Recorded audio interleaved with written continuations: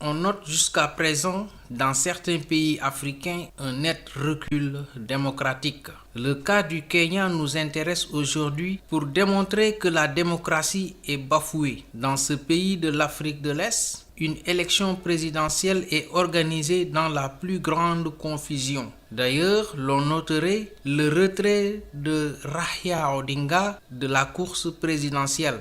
Hantés par les violences de 2007, les Kenyans ont voté pour élire leur président et les députés. Mais l'opposant Raila Odinga refuse défaite et accuse le dirigeant sortant de fraude. Il semblerait qu'on aurait forcé la main aux électeurs analphabètes en leur remettant des bulletins pré-remplis en faveur de l'alliance Jubilee, la coalition présidentielle dirigée par Uhuru Kenyatta. Le président sortant qui l'emporterait avec 54,3% des voix selon les derniers résultats. Mais plus grave encore, le système de transmission des scores aurait été piraté, un acte facilité par l'assassinat d'un responsable de la commission électorale une semaine avant le scrutin. Les votes de l'opposition auraient été transformés en voix par le président Kenyatta Odinga.